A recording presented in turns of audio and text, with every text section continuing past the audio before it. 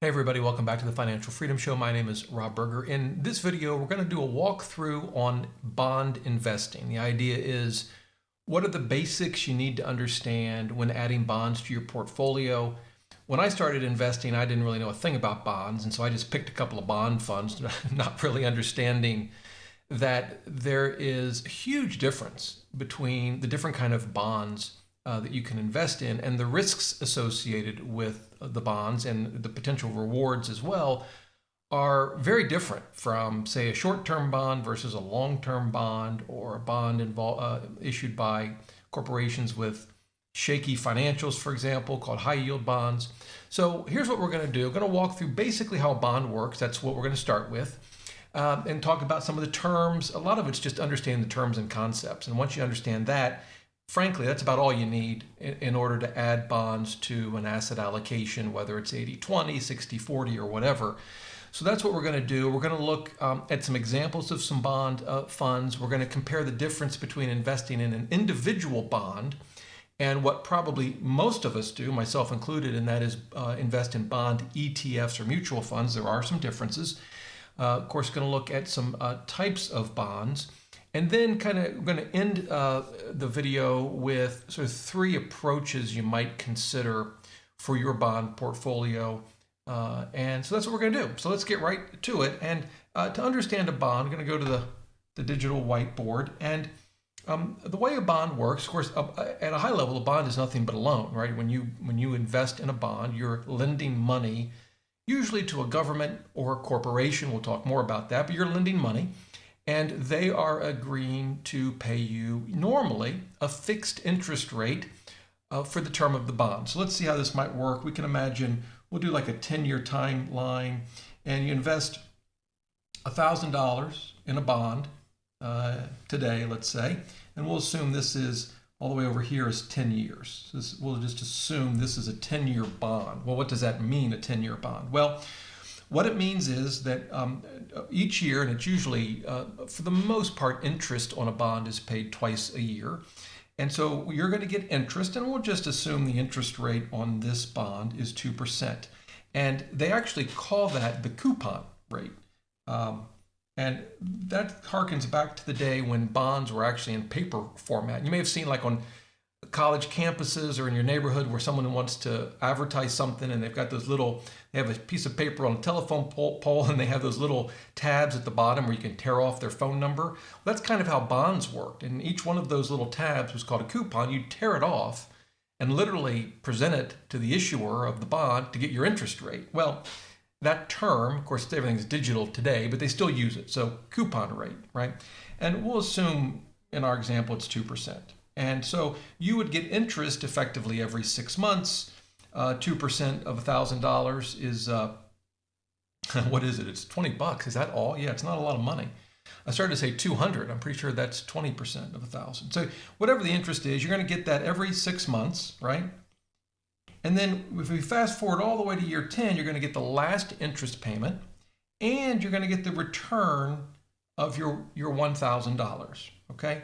And so some of the terminology they would use, they'd say the 10 years, they would say this is the maturity. This is when the bond matures, which is just the term they use for saying, all right, the term is up, here's your last interest payment, and here's your $1,000 back. So you could think of this, as most bonds, as interest only, right? And then the principal gets paid back at the end. So in this case, it's a 10-year bond, has a maturity of 10 years. You're going to get interest typically every 2 months.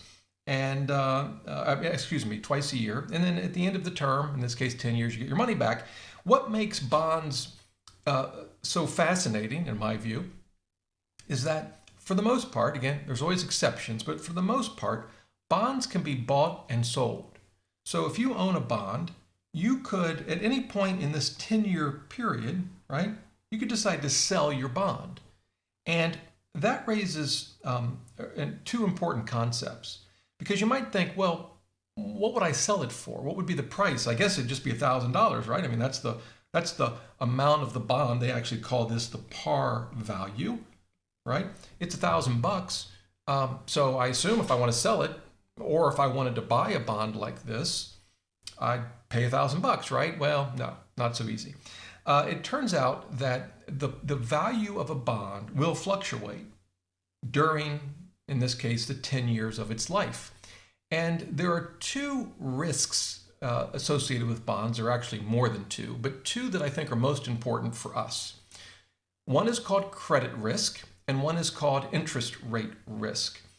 Credit risk is simply the risk of default, right? It's the risk that whoever you've lent money to, it won't pay you back. They'll either miss one of these interest payments, one or more, or they'll default at the end and they fail to give you some or all of your principal back. So that's the risk of default. Now, in the world of bonds, the general wisdom is that U.S. government bonds have zero risk, that worst case scenario, the government could just print money and pay back bonds, which I guess is kind of what they're doing. In any event, U.S. government bonds are viewed as having no risk. We're going to look at some other bonds, though, where credit risk, the risk of default, is very real. And we'll talk about that in just a little bit. That's the first risk. The other risk, and probably the risk you're hearing most about today, is interest rate risk. And if you're new to bonds, it may seem odd that interest rates could affect the value of this bond. So, for example, let's imagine at year one. So we've had this bond for a year. We've gotten our 2% for the first year. We've got 9 years left. And let's say that interest on similar bonds, if you were going to buy one, at year one, has gone up. It's gone up to 4%. At first glance, you might think, well, that shouldn't affect the value of my bond. I mean, I'm still getting my 2%. At the end of 10 years, I'm going to get my $1,000 back. What does that increase to 4% have to do with my bond? Well, let's imagine at this point you wanted to sell it. You advertise your bond and you want to charge $1,000, right? That's the par value. Well, why would folks buy that? Let's imagine you wanted to buy a bond and someone was selling a $1,000 bond at 2%, and you say, well, wait a minute, why would I buy your lousy 2% bond? I can go out in the market today and get 4%. And if we think about it, oh yeah, that's a pretty good point. So if we really are in desperate need and we want to sell this bond, what do we have to do? Well, we have to discount it, right? We have to lower the price. How much? Well, enough so that the effective yield on the bond is 4%. And the way this works, and there's math behind it, math that I've never bothered to dive into because it's not important for the vast majority of investors. But the idea would be we want to lower this enough so that the effective yield is 4%. So let's just imagine that number. I'm just going to make a number up, but let's just imagine it's $950. So let's say you're the new owner, you've bought this bond at year one and you paid $950 for it. You think, well, so now I start to get 4%, right? No. You're going to continue to get the 2%. Remember, you've bought this bond from another investor. Let's say the U.S. government issued this bond. It's a U.S. government bond. Well, they've got a contract effectively to pay 2%. They don't care that you've bought this bond at a discount because the current interest rate is 4%, right? The terms of the bond are 2%. So you're going to get 2% on what? On the original $1,000, right? They also don't care that you paid $950. That has nothing to do with the issuer. That was between you and another investor. So they're going to continue to pay the 2% on the par value. That's not going to change, but you only had to pay $950 for this bond. Again, I'm just making that number up, but it would obviously in this scenario be something less than $1,000. But the benefit to you is that once we get all the way out here, you're going to get the full $1,000 back. Once again, the U.S. government doesn't care that you paid $950 for it. They're going to give you back the par value. And it's that difference between this $950 that you paid for it and the $1,000 that you eventually get when the bond matures that makes up the difference between this 2% and 4%. Now, here's the really important thing to take away from this, and it's the following. As interest rates go up, the value of existing bonds go down. And we saw it right here. Interest rates went in our hypothetical from 2% to 4%, and the value of the bond went down. Again, it went down here by a made-up number, but it would go down by something. And the reverse is true, or the inverse, right? If interest rates go down, the value of bonds go up. Imagine if interest rates fell to 1% after a year, well, now you got a bond paying 2% when prevailing rates are only 1%. You want to sell your bond, you're going to get a premium. Again, the same concept. Someone might pay, and again, I'm going to make up a number for this premium. We got to bridge this gap. Maybe they pay $1,020. So they're paying a premium over and above, and I know this is getting a bit messy, over and above the par value to make up the difference between these two interest rates, because interest rates went down. And if they fast forward to the end, are they going to get 1,020? Nope. They're going to get the par value. And the difference between that par value and what they paid makes up the difference between these two interest rates. So again, the important concept to understand is that as interest rates go up, the value of existing bonds go down, and as interest rates go down, the value of existing bonds go up. And that presents a problem for you and I today, and I'll show you why.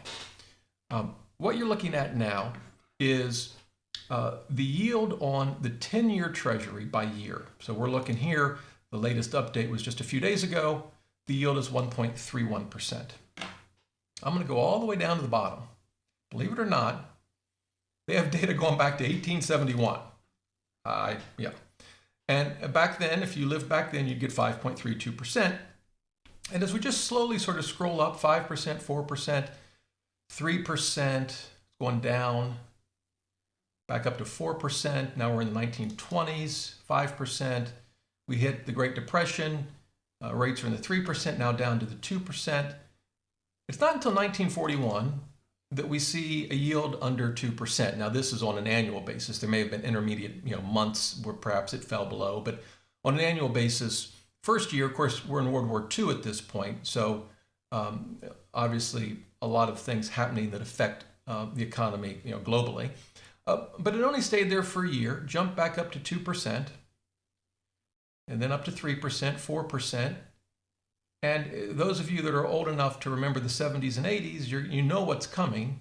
See these interest rates? Now we're up to 9%, 10%, 14%. 1982, I remember earning 16% on a 6-month CD.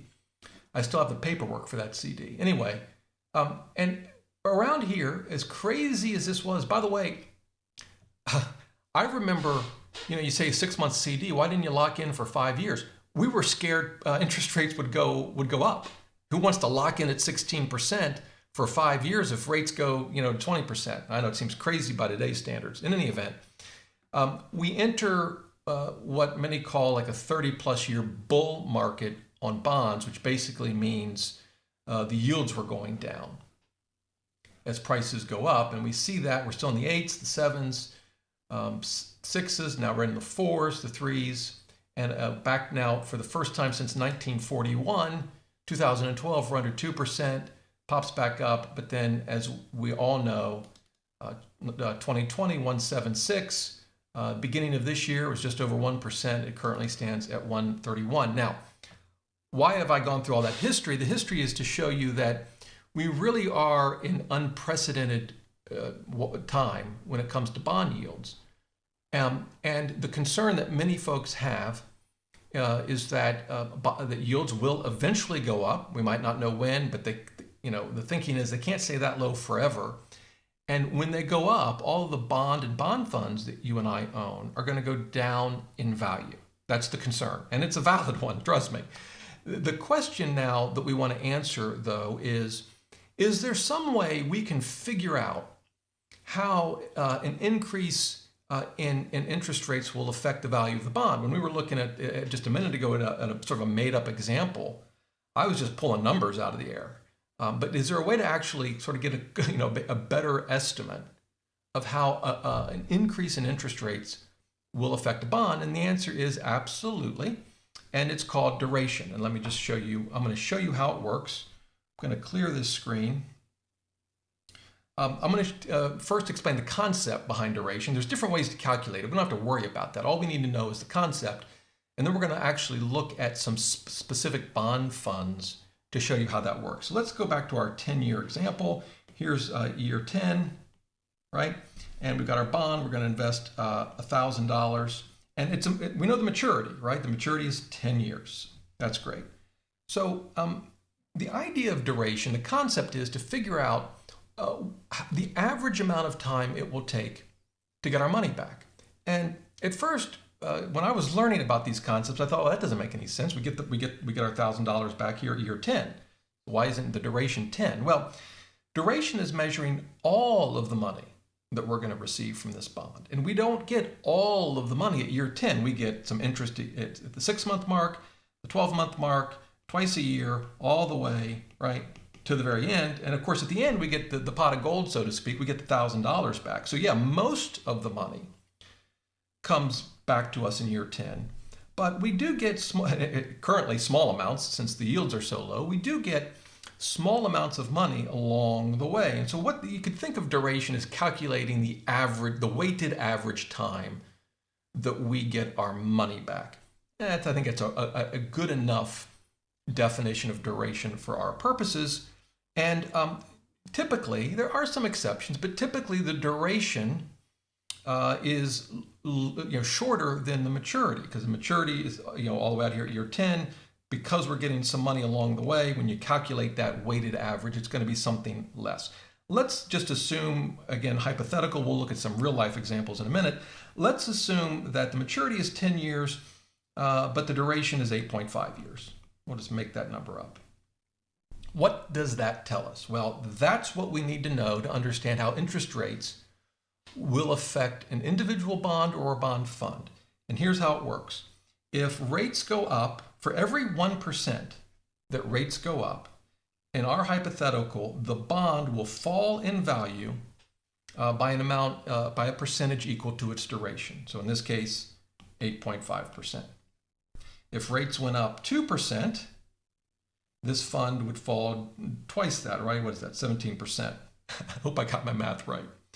And of course, the reverse is true. If rates go down by 1%, the value of this bond will go up by 8.5%. So the duration is a really important concept to understand. And the good news is, when you're talking about a duration for an ETF or mutual fund, it's really easy to figure out what the duration is, and I'll show you how to do it. Let's go back to the computer. We're going to run over to Morningstar. We're looking at the moment at the Vanguard Total Bond Market ETF. It's a fund that I've owned in the past. Ticker's BND. And it tells you right here, effective duration. Boom, there it is. And it's 6.68, right? So again, for this fund, if rates on bonds similar to the bonds owned by this fund were to go up by 1%, the value of this fund would go down by 6.68%, or approximately. We can see other durations. This is a long-term bond fund from Vanguard. The duration is a lot higher, right? More than double. And so that's why you may hear that the interest rate risk is really significant for longer maturing bonds. And this is sort of in part the math behind that. The duration is longer, and conceptually, I think it's easy to understand. If you wanted to sell your 2% bond and the prevailing rates were 4%, you're trying to convince someone to buy it, you're going to have to sell at a discount. Well, one question that might come up is, well, how long will the buyer get stuck with this 2% bond when current rates are 4%? How long am I going to have to endure, this lousy yield? Well, if the answer is 30 days, and yes, there are bonds that mature in 30 days. Well, that's not very long. Okay, I don't need a huge discount just to last for 30 days with this difference. On the other hand, if it's 100 years, and yes, there are century bonds that mature in 100 years, believe it or not, okay, that's a long time. Now, of course, there's a lot that goes into valuing a bond that lasts 100 years, but you get the concept. The longer the duration, the longer you're sort of stuck with that lower interest rate, the more you're going to want to discount that bond before you're willing to buy it. So that's sort of the basic concept behind it. And as we see here, you can easily find the duration of any bond, ETF, or mutual fund right here in Morningstar. Very, very easy to figure out. Now, this raises another question. So if interest rates go up and the value of a bond goes down, well, what if I own a bond and I just don't sell it?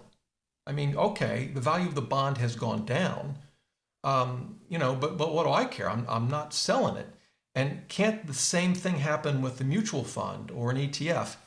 And this is where it's important to understand the difference between a bond and a bond fund. Let me go back to the digital whiteboard. We're going to clear it. If you think about a bond, again, we'll use 10 years, and we'll assume a duration of 8.5 years, so again, making that number up. And we're right here, we buy the bond, it's $1,000. Sorry for my poor handwriting. One thing to keep in mind is that these numbers change over time, right? So after a year, it's no longer 10 years until maturity, now it's 9. And the duration is whatever, we'll just assume 7.5. It doesn't go down, year by year, it changes a little bit over time, but we'll just assume for the moment. The point is, as a bond matures, right, and we move closer to that 10-year mark, the maturity goes down and the duration goes down. And so what that means is, over time, the interest rate risk of a bond also goes down. And so you imagine if we're right here and interest rates plunge and our bond's only worth $950, well, just hold on to it. I mean, because, again, if we can last all the way to year 10, we'll still get our $1,000 back. And we haven't really lost any money. That's how an individual bond works. Now, there's some things to understand about that, which we'll get to in a minute. But let's compare that to a bond fund. We're going to go back to Vanguard's. How many bonds does the Vanguard Total Bond Market Fund actually own? Well, we can figure that out. The number may surprise you. Here we go. Bond holdings. 18,481 bonds. I mean, they are busy over at Vanguard. Can you imagine managing that portfolio? I'm guessing they use computers. Anyway, they are dealing with a lot of bonds. And unlike an individual bond that you and I might own, Vanguard isn't just holding these bonds until they all mature and then shutting down the fund. They're constantly buying and selling bonds so that they can maintain an average duration and maturity in line with the goals of the fund. In this case, given the maturity of 8.5 years and the duration of 6.68, I would call this an intermediate term bond fund. There's short-term bond funds, intermediate term, and long-term. This, I think, would fall into the intermediate term category. And so they're constantly buying and selling bonds to maintain some range of maturity and duration. And if interest rates go up, well, they still have to do that. So they're still selling bonds and taking losses. And at first, that may seem like a really bad idea. Why lock in the losses? Maybe we should just buy individual bonds. Well, there's at least 2 reasons why individual bonds, probably for most of us, not a great idea. The first off, it's a real pain to start trying to buy individual bonds. It just as a practical matter for most folks, it's not going to work. But the other thing is there is a silver lining when a fund sells a bond even at a loss, and it's simply this. Interest rates are going up. Yes, they're selling some of their bonds at losses, but they're replacing them, right? And what are they replacing them with? Well, bonds that are now have that higher yield, because remember, interest rates are going up. So if they're buying new issues, they're getting bonds with a higher coupon rate. If they're buying bonds in the market because interest rates are going up, they're going to get a deal such that the yield is going up on the fund overall. Now, that increased yield won't offset the losses that a bond fund incurs overnight. It can take some time. It can even take years. How long it takes, that sort of crossover point, depends largely on what interest rates do, but the duration of the fund. But eventually, you sort of earn your money back, if you will, through higher yields. So yes, you can buy individual bonds. It's a real chore, except for maybe I bonds. We'll talk about that in a minute. But I really think for most of us, and certainly for me, ETFs and mutual funds are the way to invest in bonds. Yes, they can go down in value when interest rates go up. How much they'll go down depends on their duration, but over time, they will make that back up with higher yields on the new bonds that they are buying.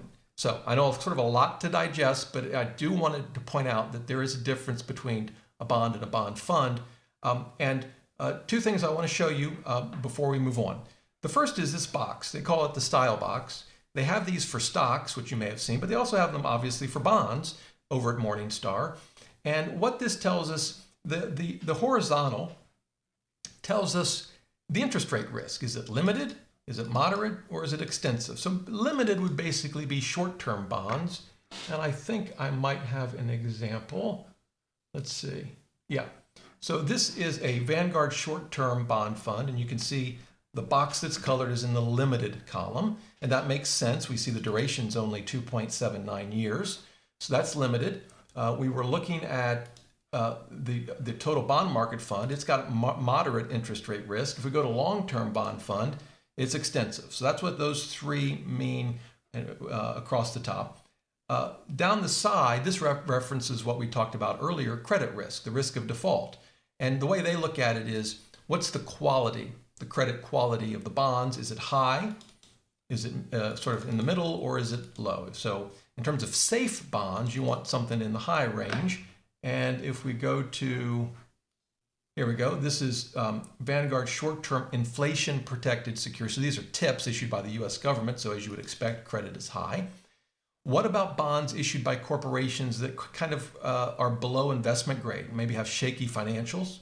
Well, that would be a Vanguard high yield corporate fund, and you can see the credit quality is low. So that's what those, that's kind of how to read the style box. Now, I want to show you one other thing before we move on. And these are called bullet shares. They're issued by Invesco. And now it's making me answer some questions. I mention this just because it may be of interest to you. You remember I mentioned with an individual bond, if interest rates go up, you could just hold the bond if you want to maturity and you get all your money back. I still kind of view that as a loss because you're giving up opportunity, right? But that's how an individual bond works. And as I mentioned with funds, they're constantly buying and selling. So if interest rates go up, at least initially, you're going to take a hit. Well, are there funds that allow you to invest easily in hundreds, if not thousands, of bonds, but actually work like an individual bond, where they don't buy and sell, and you just hold the fund until maturity, and at maturity, the fund basically shuts down and gives you your, the last interest payments and the rest of your principal back? And the answer is, yep, bullet shares. And they have corporate bond funds. I didn't mean to click on that. Let me go back. They have high yield corporate bond, and they have emerging market portfolios, and they also have municipal bonds, which we haven't talked about yet, but we'll come back to that. So I want to just mention bullet shares.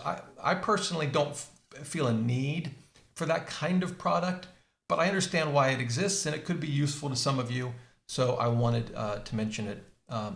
There you go. So having said all of that, now let's talk about sort of the types of bonds, and I'll start with actually municipal bonds, since we just mentioned them a second ago. They're, sometimes hear them called munis. They're issued by local governments.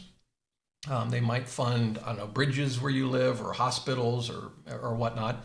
And the big thing to understand about munis is that there's no federal income tax. There may not be state income tax. It depends. Vanguard has a muni bond fund. I mean, most of the big mutual fund companies do. And but they have, because they have tax advantages, the yields tend to be lower than other comparable bonds based on maturity. And so the real key, there's really two things to know about municipal bonds. One, if you're going to own them, you want to own them in a taxable account. There's no point in owning a municipal bond in a retirement account. And two, they're basically best for people in the high tax brackets, because the higher your tax bracket, the bigger the advantage of not having to pay some taxes on it. So those are municipal bonds. There are, of course, treasuries, U.S. government issued bonds. They kind of break them down into treasury bills, which are short term, under a year maturities, and bonds, which go up to 30 years. So you have treasuries. You have mortgage-backed securities, which, just as the name suggests, bonds that are backed by mortgages. You have corporate bonds. So these could be issued by Apple or Microsoft or foreign companies. But you have corporate bonds. A part of the corporate bond you have are what are called high yield corporate bonds. And let me actually show you those. We looked at them briefly. This is, here we go. This is the Vanguard high yield corporate bond fund. High yield, another name for that, which you may have heard, are junk bonds. Now, junk bonds, I don't like, it's kind of a cool name. I don't like it because it suggests they're junk and they're not. But high yield bonds are issued to companies that are below investment grade. So we can look at that here. And let me make that a little bigger for you if I can. Here we go. So basically anything below BBB would be considered below investment grade, or right? BB and higher is investment grade. So for this high yield bond fund, you can see the vast majority of the bonds are either BB or B. There's some that are below B, not a lot. And there's actually a little bit that's a investment grade, but the vast majority falls into this category. And the thing to keep in mind is that there's a greater risk of default. Now that's the bad news. The good news is yields tend to be higher, right? So I guess that's the good news. And in fact, we can just take a stroll through these funds briefly and look at the different yields. So this is a total bond market fund. It's got a 12-month yield of 2%. It was an intermediate term fund. Vanguard's long-term bond fund has a yield of 2.91%. The high yield corporate is 4.3. You can see that right there, 4.3. So in effect, it's trying to compensate you for the additional risk of default or credit risk. We can look at short-term inflation-protected securities, and this yield ain't going to be pretty. At least I'm not expecting it to be. 1.35, 12-month yield. The SEC yield, which is, there's a formula over the yield for the last 30 days, and they may even give an explanation if we click on this. Yeah, based on a 30-day period ending on the last day of the previous month. The purpose of the SEC yield is so that you can compare one fund to another. There's a way that it has to be calculated, and that way you're comparing apples to apples. And yes, the SEC yield on this short-term tip is negative. And if you think to yourself, well, wait a minute, what's that do to duration? Because you're supposed to get these interest payments along the way, which makes duration shorter than maturity. What happens when the yield is negative? Well, at least according to Morningstar, yeah, the duration and the maturity are the same. I'm not sure that's technically correct, but you get the idea. And then we could go to just a regular short-term bond fund.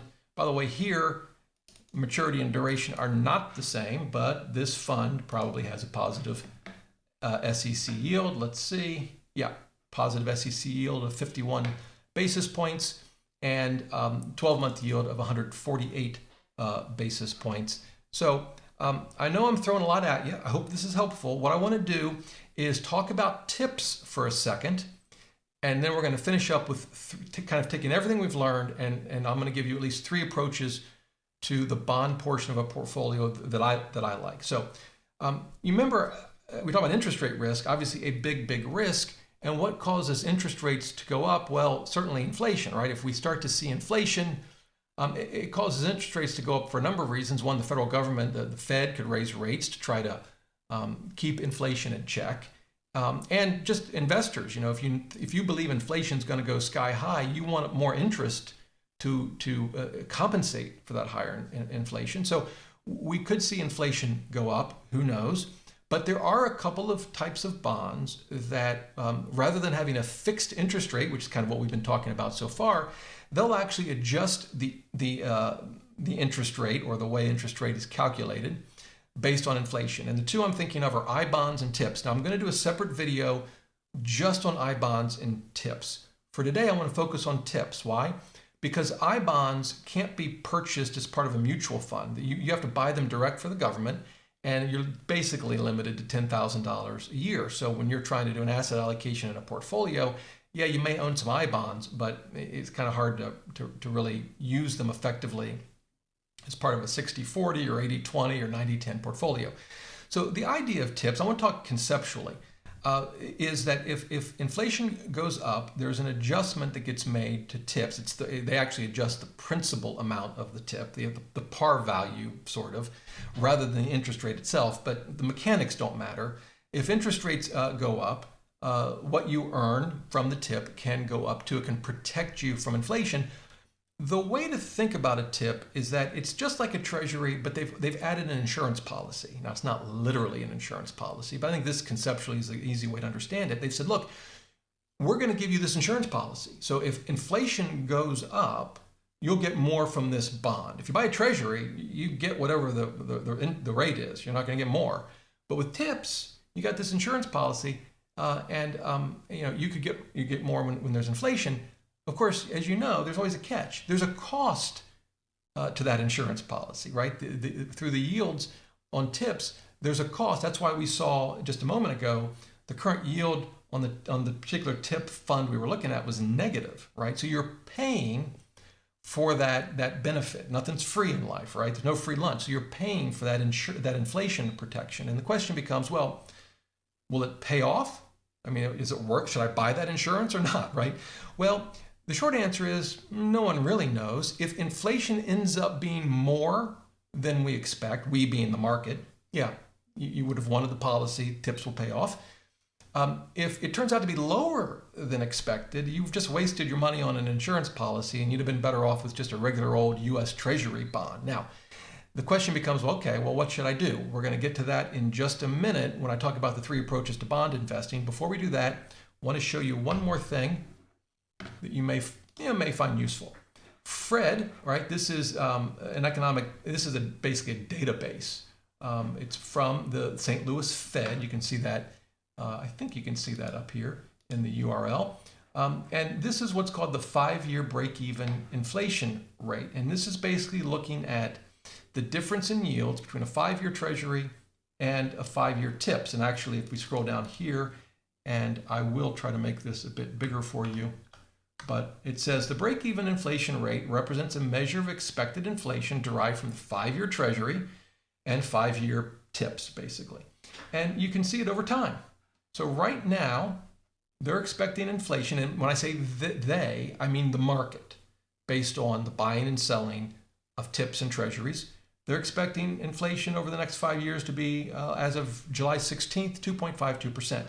If we go down to the terrible, beginning of COVID, when the entire global economy shut down, no one could work, you couldn't buy much, people weren't spending. Look at that. The expected inflation rate, the break-even inflation rate, was just 0.14. Now, of course, it turns out that the market was wrong, or at least so far they've been wrong. But the market is never right. It's always evolving and changing based on the best information that we have. But this shows you the break-even point, and right now it's at 2.52%. All right. So I hope this has been helpful. I want to walk through what I think are just 3 sort of simple ways to think about bonds for an asset allocation. Again, whether it's 60-40, 80-20, 90-10. And I will tell you that my preference is to keep things simple. I avoid high yield corporate bonds. And my reasoning is I'm looking for my bond fund to be the source of safety and security and solid. I'm not looking to take risks in my bond fund. I've got my stocks to do that for me. Thank you very much. So that's my approach. I don't use high yield corporate bonds. I used to. I don't anymore. Don't generally get into emerging market debt funds either for the same reason. And generally, I don't even bother with international bond funds. I will tell you that I'm starting to look at those things a little more, given the terrible yields that we have right now. But frankly, they're bad everywhere. So that's just my approach. So given that, I'm going to show you 3 approaches to your bonds. We've looked at some of them. The first one, something I did for many years, is just the Vanguard Total Bond Market Fund. And if you're at Fidelity or Schwab or wherever, they're going to have similar funds. And it's just one fund and you're done. That's your bond portfolio. I think this is a perfectly reasonable approach.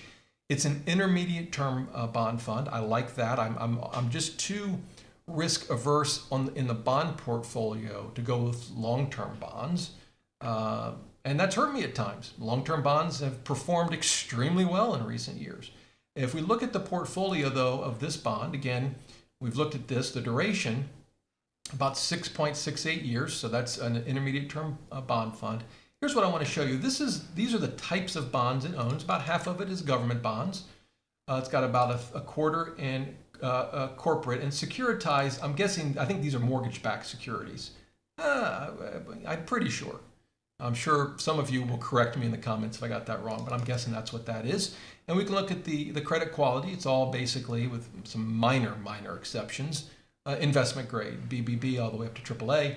And so you get a mix of corporate, government, some mortgage back. Now, the one thing you won't see in here are tips. So if tips are important to you, this approach won't work. I've got something else for you guys in a minute, but this I think is a perfectly good approach.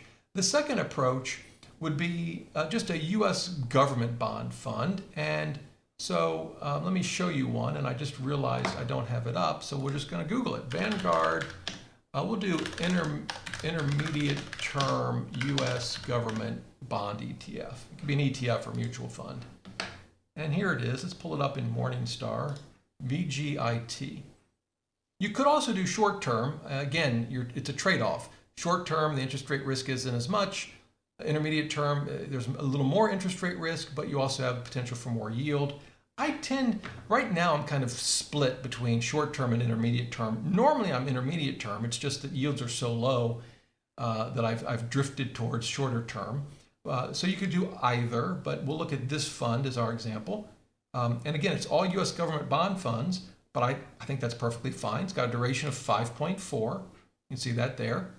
And yep, 99.91% of the fund is in government bonds and 100% in AAA. The 0.02, maybe they've got some derivatives or something in there, I don't know. But the point is, very secure bond fund. So this is a second approach, and I think it's certainly a reasonable approach. The third approach would be to do a mix, to take 50% of whatever your bond allocation is and put it in something like an intermediate term U.S. Treasury fund, right? And put the other half in tips. I would tend to match the duration. So for example, if I were going to do a Vanguard intermediate term Treasury fund, I would be inclined to do a Vanguard intermediate term tips, if they have that. Let's see. Yeah, here we go. I'm going to actually go over to Morningstar if I can find it. That's short term. Maybe they have intermediate term. I'll just look at it at Vanguard. Let's see if we go to portfolio, they'll tell us the duration. Yeah, effective duration is 5.7 years, and it is tips, right? Yeah, intermediate term. No, that's intermediate term Treasury. I wonder if they may not have an intermediate term tips fund. Well, in any event, you could do short term, which would be, I'll look that up and leave a note in the comments. Here's a short term fund. The duration is of course shorter. But I would take half and put it in treasuries is the real point, and the other half in tips. And you might say, well, what's the logic behind that? I actually got this from David Swinson. We've talked about the Swinson portfolio. He unfortunately passed away recently, but he ran the endowment at Yale. And in his sort of recommended portfolio, that's exactly what he does. Half the bonds in treasuries, half the bonds in tips. And the idea is, if inflation is higher than we expect, tips will pay off. If it's lower than expected, the treasuries will pay off. And since we don't really know which way it's going to come out, we'll just cover our bases. Half of the bond fund in treasuries, half of your bond allocation in tips. So that's the Swinson approach. I followed that for quite a while. My only concern about that approach today is that, man, it's hard for me to stomach putting money in a negative, in a fund with negative yields. Even if it does give me that inflation protection, I really have a hard time doing that. But generally, I think it's certainly a good approach. So there you go. I know I kind of moved through this quickly. There's certainly a lot more we could look at in bonds, but I think this gives you at a high level what you need to know to begin investing the bond portion of your asset allocation, with some understanding of how bonds work. I've given you 3 approaches to how you might build the bond portion of your investment portfolio. Certainly not the only 3 ways, but I think they're pretty solid. So if you have any questions, leave them in the comments below. I would love to help you out any way I can. And of course, if you have other approaches to the bond portion of your portfolio, would love to hear that as well. I know some of you are avoiding bonds completely. I've already done a video on 100% stock allocation. Certainly if you're young and have many years to retirement, a good approach. For us folks in or nearing retirement, I'm not convinced 100% stocks make sense, even though, as if you've watched recent videos, there are some studies that suggest that. In any event, hope this has been helpful. Leave comments. I'll be happy to help you out any way I can.